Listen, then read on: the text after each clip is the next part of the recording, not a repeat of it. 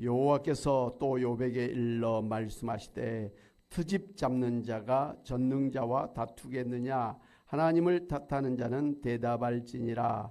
욥이 여호와께 대답하여 이르되 보소서 나는 비쳐나오니 무엇이라 주께 대답하리까? 손으로 내 입을 가릴 뿐이로소이다. 내가 한번 말하여 싸운즉 다시는 더 대답하지 아니하겠나이다. 그때 여호와께서 폭풍우 가운데서 욥에게 일러 말씀하시되 너는 대장부처럼 허리를 묶고 내가 내게 묻겠으니 내게 대답할지니라. 내가 내 공의를 부인하려느냐? 내 의를 세우려고 나를 악하다 하겠느냐? 내가 하나님처럼 능력이 있느냐? 하나님처럼 천둥소리를 내겠느냐?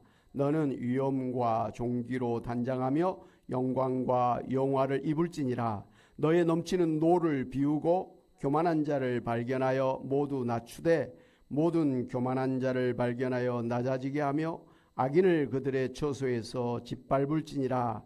그들을 함께 진토에 묻고 그들의 얼굴을 싸서 은밀한 곳에 둘지니라. 그리하면 내 오른손이 너를 구원할 수 있다고 내가 인정하리라. 아멘. 오늘 성경에서는 하나님께서 자기 의를 주장하는 욥을 책망하시면서 하나님의 공의를 강하게 주장하고 계시는 것을 볼 수가 있습니다. 여러분이 잘 아신 것처럼 그동안 욥은 하나님을 믿으면서도 자신이 이유 없이 어떤 억울하게 고통을 당하면서 왜 하나님께서 나에게 이런 고난을 주시는지 이해할 수가 없다. 그동안 자신이 얼마나 경건하게 살고 의롭게 살고 선하게 살았는데 하나님께서 자신에게 이렇게 대할 수는 없다고 하면서 이렇게 환난을 당한 자신에게 침묵하시고 변호해 주시지 않는 하나님에게 불만을 터뜨렸습니다. 그 말을 들은 욥의 친구들은 욥이 교만하다고 생각해서 죄를 회개하라고 다그쳤습니다. 물론 그들은 인과 응보의 원칙에 따라서 욥의 모든 불행은 욥의 죄 때문에 하나님께서 징계하신 것이라고 잘못된 주장을 했습니다. 그런데 욥은 자신이 이런 모든 환난을 당한 것은 자신의 죄 때문에 하나님께서 징계하시고 심판하신 것이 아니라고 하면서 계속해서 자신의 의를 주장하면서 변명하니까 또 그 말을 듣고 친구들이 교만하다고 하면서 더욱더 욥에게 죄를 회개하라고 그렇게 다그쳤던 것입니다.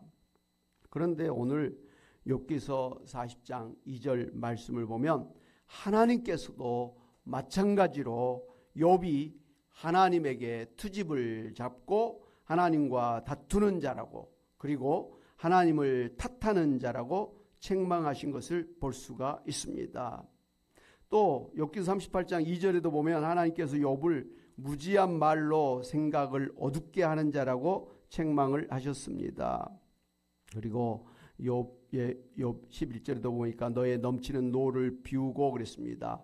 그러니까 욥이 굉장히 하나님 앞에 지금 막 분노하는 그런 마음으로 하나님 앞에 따지고 있었던 것 같아요. 그리고 욥기서 40장 8절을 보면 하나님께서는 욥이 자신의 의를 세우려고 자신을 변명하면서 오히려 하나님을 악하다 비난하고 하나님의 공의를 부인하고 있다고 하는 것을 책망한 것을 볼 수가 있습니다. 참 이해하기 어려운 그런 대목이죠. 우리가 욥기서 처음 보면서 욥은 정말 하나님을 누구보다도 잘 섬기고 또 자녀들에게조차도 신앙으로 잘 양육을 하고 또 주변 사람들 고아와 과부와 나그네 그 당시에 정말 도움이 필요한 사람들을 외면하지 아니하고 잘 돌봐줬던 그런 선행을 베푼 그런 사람이었습니다. 그리고 또 자기 집에 자기를 도와주는 아이들에게도 최선을 다해서 그렇게 잘 도와줬던 그런 사람이었지 않습니까? 그리고 처음에 그가 갑자기 재산을 다 잃게 되고 자식들이 다 죽고 그리고 막 몸에 병이 나는 그런 일을 당해서도 하나님 앞에 원망하지 아니하고 주신 분도 하나님이시오, 취하신 분도 하나님이시오, 나에게 좋은 것을 주시는 하나님이 또한 나에게 힘든 것도 주실 수 있는 거 아니냐 하면서 하나님의 주권을 인정하면서 오히려 하나님을 엎드려서 찬송하고 예배를 드렸던 그런 사람 아닙니까? 그런데 처음에 그렇게 시작했던 욥이 이제 마지막 정도에 가서 오히려 하나님에게 지금 야단을 맞고 있는 거예요. 책망을 받고 있는데 하나님에 대해서 막 분노하고 그리고 하나님 갖다가 트집을 잡고 하나님을 갖다가 또 자기 의를 세우면서 하나님을 악하다고 막 그렇게 비난하는 그런 모습을 보이고 있으니, 아니 어떻게 해서 처음에 그 좋았던 신앙을 가졌던 이 욥이 이 뒤에서는 이렇게 하나님 앞에 야단을 맞는, 책망을 받는 그런 사람으로 변했을까? 좀 의아한 부분이기는 해요. 처음부터 그랬다 그러면 나쁜 놈이다 이렇게 하면서 하나님이 책망하시는 게 당연하다고 생각할 수 있는데, 처음은 굉장히 좋은 그런 신앙인으로, 좋은 인격으로, 그런 선한 사람으로, 의로운 사람으로 시작했는데 뒤에 보니까 하나님께서 지금 오히려 거꾸로 말이죠. 그렇게 책망한 것을 보면서 왜 욥이 이렇게 하나님 앞에 책망을 받는 사람으로 변화됐을까? 그 좀 의문스러운 그런 부분이기는 합니다.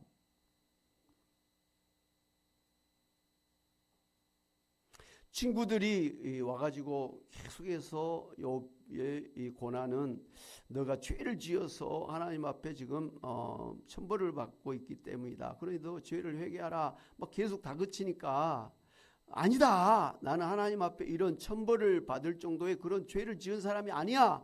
너희들이 아는 것처럼 나는 착한 일 많이 했고 나는 하나님을 잘 섬기고 나는 참 의로운 그런 사람으로서 살았지 않느냐. 자기를 변호하다 보니까, 변명을 하다 보니까 그게 이제 지나쳐가지고 자기 의를 막 내세우다 보니까 거꾸로 하나님이 잘못한 것으로 그렇게 되어졌지 않을까, 이런 생각이 되어지고, 아니면 이제 욥이 겉으로는 참 좋은 신앙이었는데 이런 어려운 형편을 당하니까 근본적인 그런 신앙이 밑바닥이 드러난 거 아닌가, 뭐 이런 생각도 해볼 수가 있습니다.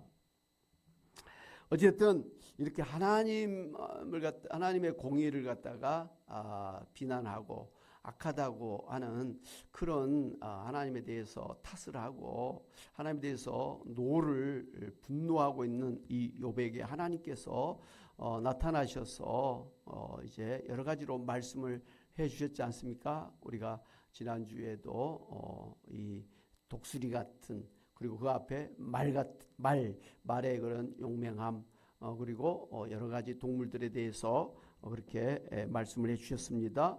그리고 그 전에는 하나님께서 이 땅을, 이 세상 천지를 창조하시면서 이 땅의 지경을 정해 주시고 그 출렁거리는 그런 바다의 한계를 정해 주시고 광활한 하늘의 별들이 그냥 있는 것이 아니라 그 궤도에 따라서 별들이 운영되고 있는 것에 대해서, 그 바다의 깊은 바다의 세계와 그리고 하늘의 우레와 번개와 바람과 자연의 신비를 창조하시고 운영하고 계시는 하나님의 절대 주권과 위엄하심을 말씀을 해 주셨습니다.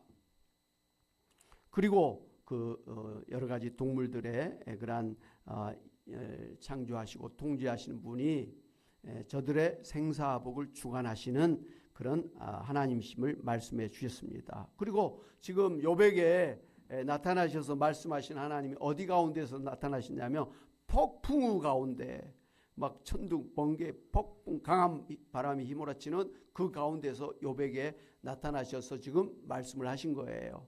이 폭풍우랄지 천둥, 번개, 우레 막 이렇게 하는 것은 하나님이 참으로 위대하시고 위엄하시다고 하는 그런 상징으로 그렇게 하나님이 역사하실 때는 구약 성경에도 이와 같이 막 천둥, 번개, 막 우레가 치는 그런 가운데서 하나님께서 역사하신 것을 볼 수가 있습니다. 사람이 우리도 가끔 하늘에서 막 천둥 번개가 막 꽝꽝 치고 막 그러면 무섭지 않습니까? 최근에도 막 천둥 번개가 막 치는 걸 보면서 너무 가까이서 막 천둥 번개가 치는 걸 보면서 좀 움찔하고 무서운 그런 생각이 들었던 것을 기억을 합니다. 그러니까 막 천둥 번개 막 폭풍 가운데 뭐 이렇게 하나님께서 욥에게 나타내실 때 하나님의 그 위엄을 우리가 볼 수가 있었던 것이죠. 그러니 이제 하나님을 만났습니다. 그리고 하나님의 그 계속되는 말씀을 들었습니다. 욥이. 그래서 그런 하나님을 만나고 말씀을 들으면서 욥 자신이 얼마나 미약하고 미천하고 작은 존재인가를 깨닫게 되었습니다. 그래서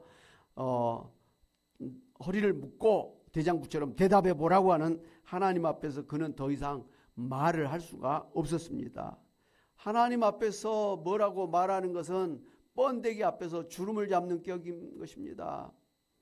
이 휘황찬란한 눈부신 태양빛 아래서 촛불을 켜는 것 같은 그런 것이기 때문에 욥이 하나님 앞에 더 이상 말을 할 수가 없었던 것이죠. 욥이 아무리 경건하고 의롭고 선하고 지혜롭다고 해도 그는 천둥 소리를 낼 수도 번개를 번쩍이게 할 수도 없는 사람 아닙니까?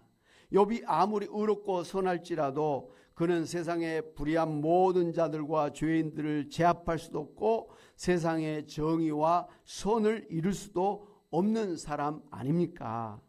그래서 하나님은 욥에게 내가 나처럼 이 자연 만물을 창조하고 통제하고 세상에서 교만한 자를 낮아지게 하고 악인을 그들의 처소에서 짓밟아서 이 세상을 정의롭고 평화로운 세상으로 만들 수 있다면, 그리고 너 자신을 스스로 구원할 수가 있다면 내가 너의 의를 인정하겠다 라고 하나님께서 말씀해 주신 거예요.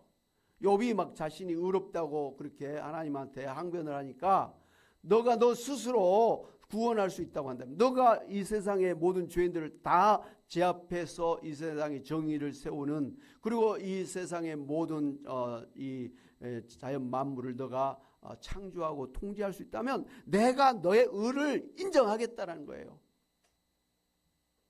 그러나 이 말씀은 욥이 세상을 창조하거나 자연 만물을 통제할 수가 없는 무능한 사람이고 세상의 죄악을 제거해서 천국을 만들 수 있는 의로운 사람이 절대 아니라고 하는 말씀 아니겠습니까? 무엇보다도 욥이 자기 스스로를 구원할 수가 있는 그런 사람이 아니라는 그런 말씀을 이렇게 하나님께서 말씀하신 것이죠. 그렇죠. 이 세상에서 죄가 하나도 없는 사람은 아무도 없습니다. 그래서 자기의 의로움이나 선행이나 지식이나 공로로 자기 스스로를 구원해서 천국에 갈 수 있는 사람은 한 사람도 없는 것 아닙니까? 오직 하나님의 아들 예수님의 십자가 대속의 은혜로 인해서 예수님을 믿는 사람이 죄 용서받고 구원받고 천국에 갈 수가 있기 때문에 그렇습니다. 이러한 세상을 창조하고 자연 만물을 다스리고 세상을 구원해서 이 세상에 천국을 만들어 주실 수 있는 분은 하나님밖에 없는 것입니다. 할렐루야! 하나님만이 세상을 창조하시고 통제하시는 절대 주관자이시고 이 세상의 죄를 심판하시고 새하늘 새 땅 천국을 만들 수 있는 유일한 분이시고 하나님만이 죄인된 우리를 구원하실 수 있는 유일한 구원자이심을 알고 우리가 겸손한 마음으로 하나님을 경외하며 하나님이 하시는 일을 신뢰하고 또 감사하면서 하나님을 따라 살아야 된다고 하는 말씀을 해주신 것입니다. 그런데 평상시라고 한다면, 그리고 나의 모든 것이 이제 안정되고 좋을 때는 하나님의 이 말씀이 아멘입니다마는, 사실 이 말씀을 듣고 있는 욥의 형편에서는 하나님의 공의와 선하심을 의심 없이 곧대로 받아들이기는 힘들었던 것입니다. 아무리 자신이 공의롭고 선하시다고, 아무리 하나님이 공의롭고 선하시다고 할지라도 욥은 아직도 왜 하나님께서 나에게 이러한 불행한 일이 일어나게 하시는지를 이해할 수가 없었습니다. 받아들일 수가 없었습니다. 하나님을 원망하는 거예요. 이런 불행한 일을 나에게 그냥 무더기로 한꺼번에 쏟아부은 하나님에 대해서 분노하고 있는 거예요. 그렇지 않습니까? 아무리 우리가 하나님이 우리의 창조시고 우리를 구원하신 구원자시고 주님이시라고 믿고 인정하고 우리가 신앙생활하고 있습니다마는 당장 우리 몸에 병이 생겨나서 죽을 것 같고 사업이 망해서 살기가 어렵고 자식들이 병들어 죽게 되고 주변의 사람들 보기에 창피하고 자존심 상하는 일들이 벌어지고 있음에도 불구하고 하나님이 선하시고 공의로우신 나의 하나님이라고 찬송하며 감사하기는 어렵지 않습니까?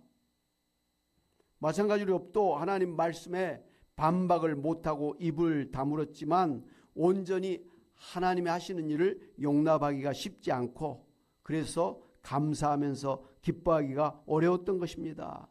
그래서 욥이 아무 말하지 않고 다시는 이제 말하지 않겠다고 입을 다물고 있겠다고 하나님 앞에 대답을 한 것입니다. 이렇게 하나님께서 자연과 동물의 신비한 세계를 보여주시면서 전지전능하신 하나님의 그런 공의하심과 능력과 절대 주권을 보여주심으로 욥의 능력의 한계와 욥의 지혜의 한계를 지적해 주셨지만 욥이 아직도 자신의 의로움을 주장하면서 의로운 자신에게 불의를 행하신 하나님의 처사를 받아들일 수가 없어서 하나님을 탓하고 있음을 우리가 알 수가 있습니다. 큰일 났습니다. 그래서 하나님께서는 그런 욥에게 다시 한번 계속해서 동물의 세계를 창조하시고 통제하시는 하나님의 절대 주권에 대해서 이어서 이제 욥기서 40장 41장에 보면은 제2탄으로 하나님의 그런 창조의 능력, 하나님의 그런 절대 주권에 대해서 다시 한번 강하게 말씀하신 걸 볼 수가 있습니다. 더 이런 말씀을 하신다는 것은 욥이 아직도 하나님의 절대 주권을, 하나님의 공의로우심을 다 인정하지 않고 있다는 것을 하나님께서 아셨기 때문에 그런 것 아니겠습니까? 그만큼 자신의 어려운 때에 하나님이 선하시다, 하나님이 공의로우시다, 하나님이 나를 갖다가 축복하신 하나님이시라고 인정하고 그렇게 고백하고 하나님 앞에 감사하고 찬송하기는 쉽지 않은 일 아닙니까?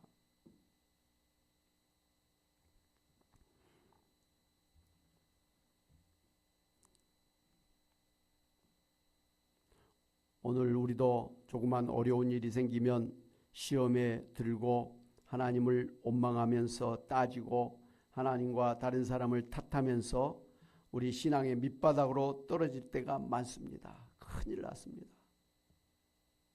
욥도 하나님 믿는다고 하면서도 자신에게 그런 어려운 일이 나니까 자신의 신앙의 밑바닥이 드러난 것처럼 오늘 우리도 제법 이렇게 주일 성수도 하고 뭐 11조 헌금도 하고 뭐 봉사도 한다고 하면서도 조그만 어려운 일이 생기면 우리의 신앙의 밑바닥이 드러날 때가 있는 것 아닙니까? 큰일 났다는 거예요. 왜? 하나님께서 그런 욥의 상태를 책망하신 거예요. 오늘 우리도 하나님 믿는다고 하면서 조금만 어려우면 시험 당해가지고 막 쓰러지고 넘어질 때 하나님께서 우리에게 책망하신다는 거예요.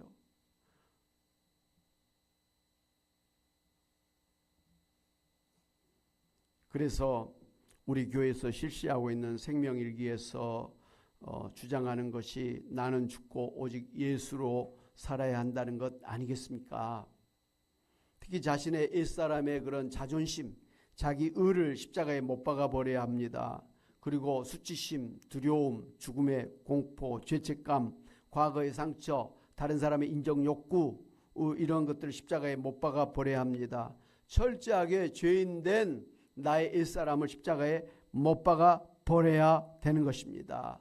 대신에 우리를 대속해서 구원해 주신 예수님을 나의 구원자, 나의 주님, 나의 하나님, 나의 왕으로 모시고 오직 예수님으로 살아야만 되는 것입니다. 이 정도가 돼야 이런 뭐 욥처럼 자식이 다 죽고 병들어 죽고 뭐 재산이 한꺼번에 다 날아가고 자신의 머리에서 발까지 막 그냥 고칠 수 없는 병이 와서 곧 죽을 것 같고 사람들에게 막 비난받고 손가락질을 받는 그런 지경에 이른다 할지라도 하나님을 원망하거나 탓하고 하나님에게 막 분노하면서 그렇게 하는 신앙에 이르지 않게 된다는 것이죠. 나의 이런 모든 것은 철저하게 하나님 앞에서 내세울 게 하나도 없다. 나에게 선한 구석은, 나에게 의로운 구석은 하나도 없다. 나는 죄덩어리 그 자체다. 나는 완전히 전적으로 부패하고 타락한 그런 죄인이다. 나는 하나님 앞에 내세울 게 하나도 없는 사람이다. 라는 그런 자신의 죄인된 것을 인정하고 그렇게 고백하고 그런 죄인의 모습으로는 하나님 앞에 나설 수가 없음을 알고 철저하게 자기의 옛사람 죄인을 십자가에 못 박아버려야만, 죽여야만 되는 것입니다. 그렇지 않고 하나님 앞에 나가서 하나님 왜 그렇습니까? 따질 수가 있는 그런 사람이 될 수가 없기 때문에 그렇습니다. 우리가 하나님을 만나고 하나님의 그런 말씀을 듣고 하나님과 함께 할 수 있는 그런 신앙의 경지에 이르기 위해서는 철저하게 이런 자기의 의를 십자가에 못 박아 버려야 됩니다. 그리고 오직 예수님이 아니면 안 된다.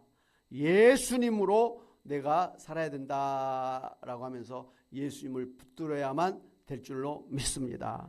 사랑하는 여러분, 하루살이가 내일을 모르듯이 우리 인간은 나의 인생을 손바닥에 놓고 보시면서 인도하시는 하나님의 인도하심을 다 알 수가 없습니다. 장님이 코끼리 다리를 만지면서 코끼리는 아주 거친 큰 기둥과 같다고 말하는 것처럼 우리는 하나님이 하시는 일의 일부를, 우리는 하나님의 말씀의 일부를 그렇게 깨닫고 체험하면서 내가 체험하고 있는 일이, 내가 깨달은 그런 것이 하나님의 전부라고 그렇게 착각할 때가 있다는 것입니다.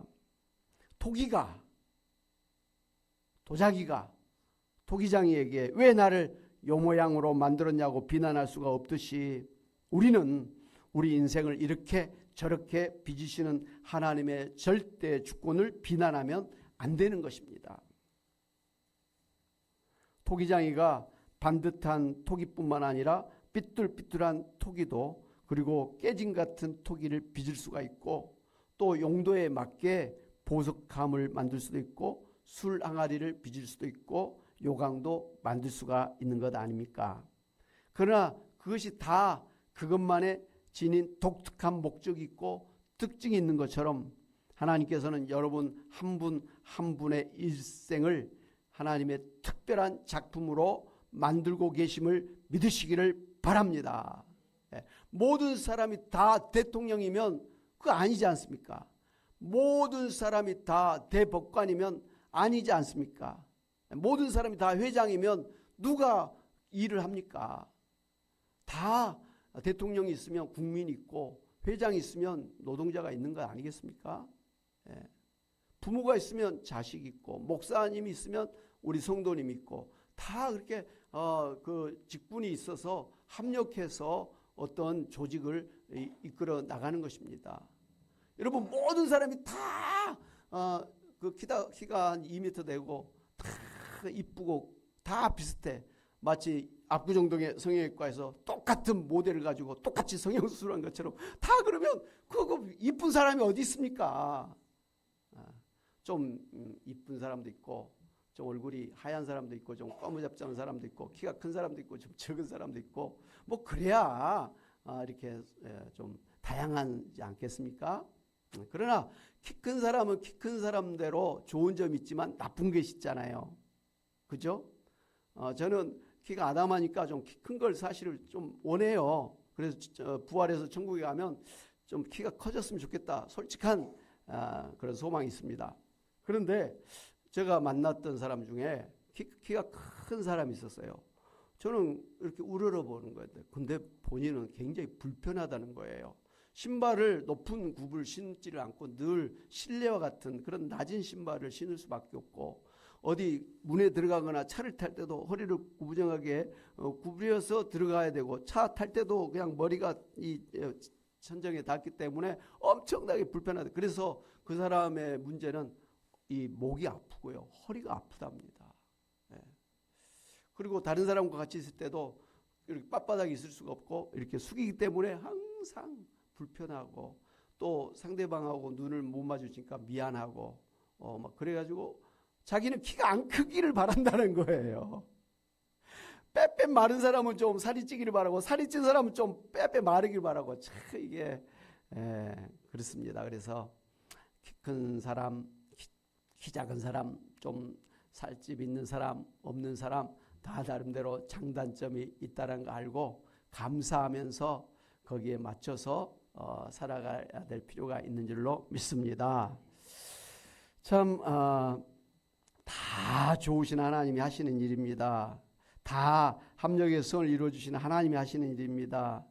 다 다양함 속에서 아름다움을 창조하시는 하나님의 창조의 일이십니다.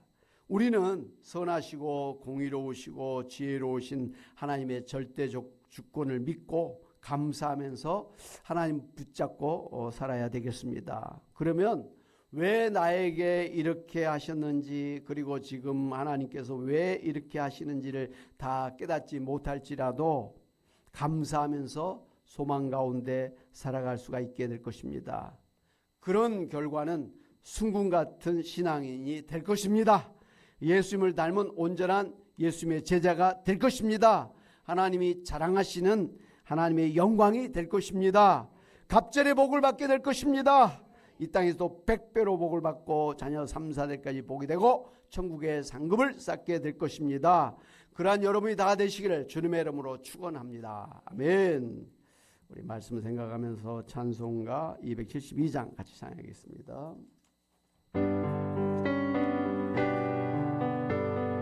고통의 멍에 벗으려고 예수께로 나갑니다. 자유와 기쁨 베푸시는 주께로 갑니다. 할렐루야.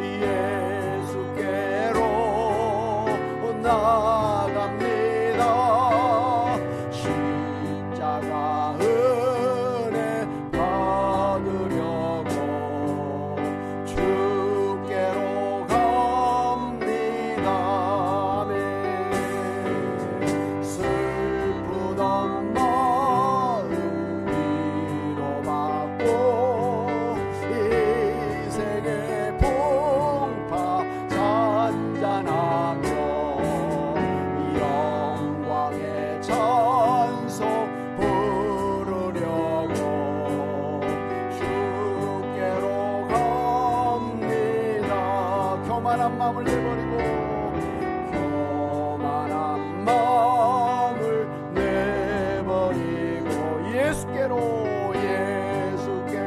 나갑니다. 나갑니다. 복 대신 말씀 따르려고, 복 대신 말씀 따르려 주께로 갑니다. 주께로 갑니다. 그렇습니다.